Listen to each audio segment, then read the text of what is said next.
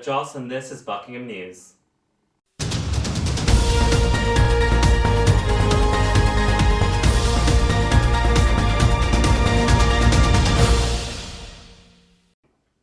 This term's election period was tumultuous, including numerous dropouts, and resulted in the cancellation of the hustings and of the election. I went to see what's in store for the new president-elect and how the student union can move forward. Democracy seems to have passed Buckingham by somewhat in recent years, and unfortunately this year was no exception, with incoming President Saeed Shaw being elected by default. This year saw multiple candidates drop out before the election. Was it due to academic issues, corruption? And what does outgoing President Matthew Corey think about these allegations? There was a bit of corruption in this SU executive election again, and after having a meeting with Bob Watts, I think it was laid out plain and simple that if you were possibly involved in anything or you thought you were involved, it's better to drop out. The outgoing student union executive brought previously unseen levels of transparency to the running of the student union. So how does the new executive plan to continue these reforms? I will try to implement the new SU constitution, which eliminates corruption and gives free and fair SU to us, and I'll make sure that is implemented as soon as possible so that we cannot have any type of corruption going on in the SU. So it seems the new executive plan wholeheartedly to continue to bring transparency and honesty to the everyday runnings of the student union. This is Philip Joss reporting for Buckingham News. Buckingham seems to be getting bigger year on year, and now a referendum is to be held in the town which will introduce a large new neighbourhood development plan. What type of impact will the plan have for the town and Buckingham locals? Henry Thompson has the story. On the 17th of September, there will be a public vote held in Buckingham to either approve or disapprove a large-scale development. If the referendum is passed, up to 617 new houses, 400 new Buckingham University rooms and 10 hectares of employment land in the south of the town could be built, mapping out the vision of the town for the next 16 years. Opinions surrounding the vote are very divided, with some of the town feeling strongly that the vote should not go ahead, whilst others in full favour of Buckingham's plans. The neighbourhood plan is about setting the future of Buckingham. It's not just about housing, it's about employment, it's about the whole shape of the town. So what will change is that we'll see a more deliberate and a clear strategy about how to develop the future of Buckingham. But in essence, it's about Buckingham being the author of its own future, rather than being subjected to it by the whims of developers or the whims of councillors based in Aylesbury. It's about Buckingham being in charge of its future. The important thing to recognise about neighbourhood plans is that it's the government's wish that local communities have more say. It's important to recognise that neighbourhood plans are not about preventing any kind of development. They're essentially about ensuring that communities get an acceptable scale of development in the right places at the right time. With the vote date fast approaching, Buckingham residents won't have to wait long for the final verdict to be released. This is Henry Thompson, Buckingham News. Buckingham was visited by guest speaker Catherine Penaluna last Wednesday. She shared personal stories of innovation, entrepreneurship, business success. Did she inspire our university students? Samantha Adebayo has the report. Catherine, a former bank executive, is the enterprise manager at the University of Wales Trinity St David, and through her lecture shared insight on what banks are looking for when approached by a new business. Just thinking about how we actually wrote our essays in comparison with how you're able to write yours now, how do you think the education system might have been changing? The programme itself is really exciting because everyone's actually starting up their own businesses. As we learned this evening, they're very much learning from one another, the peer assessment, and that's really important. So my motivation for actually coming along was to actually learn from the students who've given me lots of ideas as well.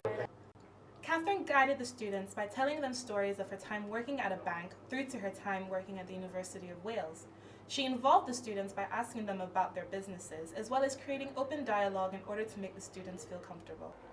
Both Catherine and Andy praised Buckingham's Business Enterprise program and expressed how it is something which is not done everywhere, therefore making the University of Buckingham ahead of many universities in terms of new and more innovative programs.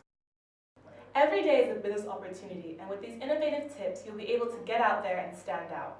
This is Samantha Adebayo for Buckingham News.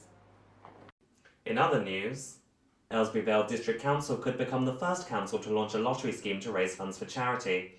If successful, the online lottery would have weekly draws with a £20,000 jackpot among other small prizes. Tickets would cost £1 and 58p of every pound raised would go towards helping the local community and voluntary groups. It's good news for worried parents of Buckingham, as it has been announced that the Lace Hill Primary School and Nursery on the Windsor Park estate will be open for the new term this Friday the 4th of September. Utility services have been fixed and children can look forward to starting at their brand new school. Last Sunday at the Bullring in Buckingham, our favourite event of Buckingham's social calendar came to visit once again, Band Jam. The event hosted many talented musicians throughout the day, and we sent Lisa Collins down to say thank you for the music. Band Jam was founded as an event to showcase local bands' talents once every month.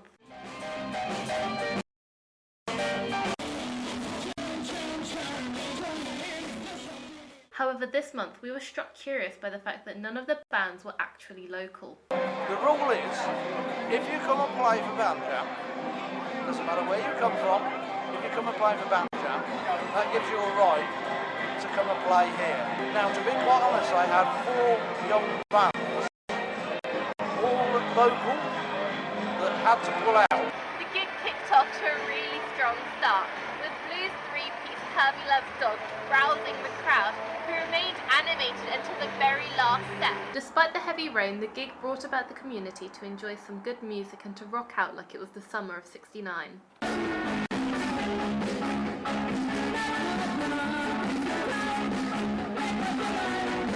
It was always a dream from us to play abroad, and this was our first chance to get to the UK. So while the night is still young, shows that you've got the moves like Jagger, a voice like Mariah, and get funky with it. This has been Lisa Collins, reporting for Buckingham News. After the great success of last year, Aylesbury Vale District Council revived its Play Around the Parishes Day. Last week it took place here in Buckingham, and Caspian Chalice went out to have some fun. Last Thursday, Aylesbury Vale District Council hosted Play Around the Parishes in Chandos Park, with an array of sports and art activities that didn't let the children down. Running since 2009, rain is no stranger to the organisers, as bouts of showers came throughout the day. But despite this, the sun eventually shone through, and fun was had by all attendees. The event takes place in 31 different parishes across Buckinghamshire and is sponsored by the Sure Starts Children's Centres, Barnardo's and AVDC. The event allows children to meet new people, play games and do arts and crafts.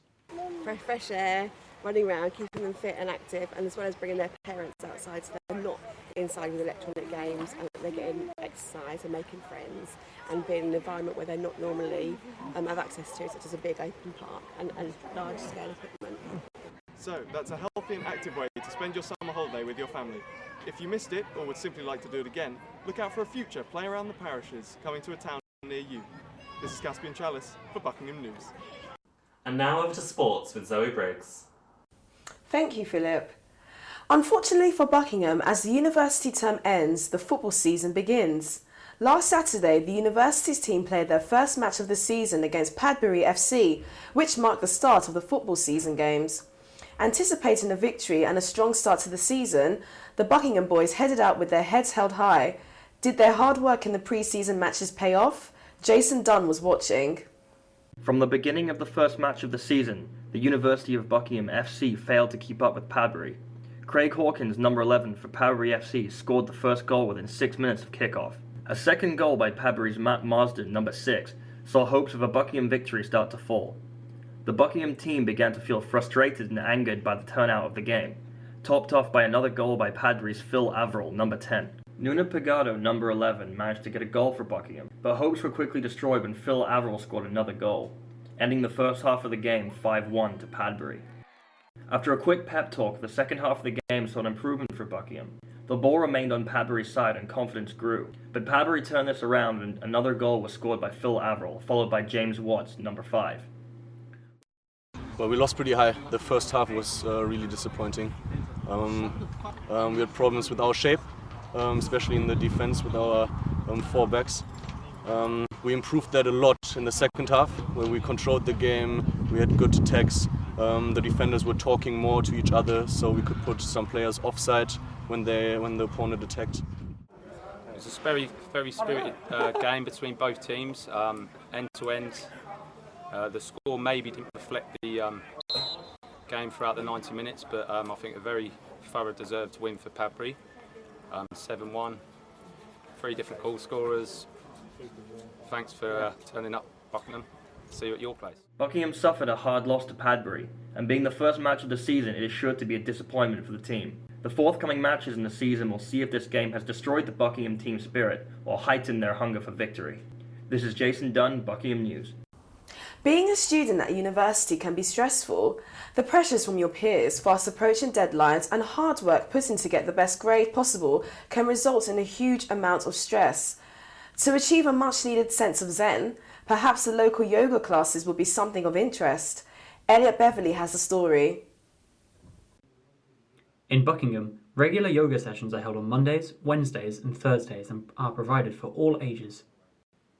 Yoga is an ancient spiritual, mental and physical practice originating from India, but it has become more popular in the Western world since the 70s.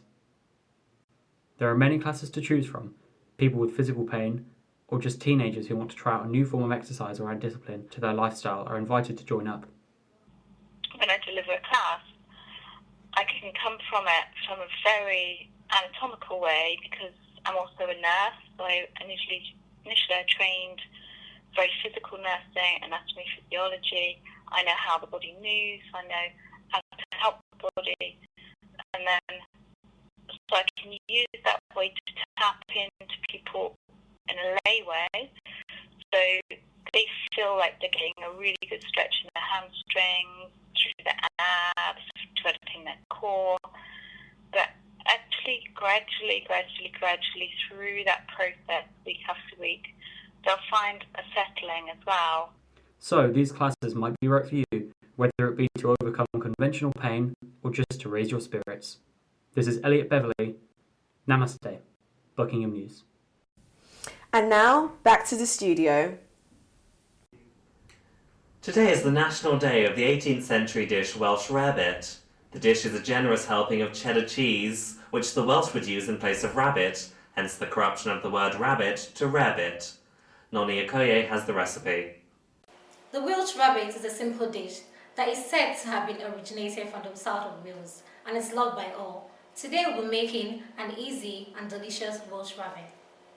You will need flour, bread, shredded cheese, butter, whole gram mustard, pepper, coconut milk, nutmeg, salt and Worcestershire sauce.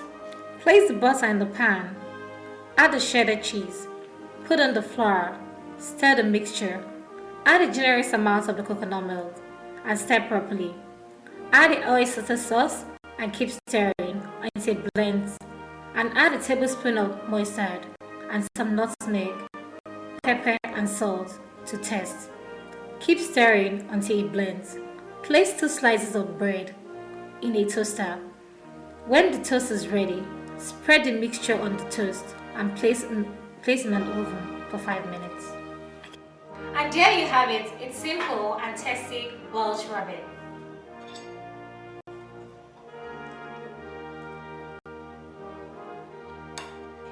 Nadia Craig from Buckingham News. To end the term, we decided to inflict upon you, our loyal viewers, our best bits. So have your last laugh, your final tear, as we bid you farewell for a few weeks. This has been Buckingham News. Thank you for watching. We'll see you next term.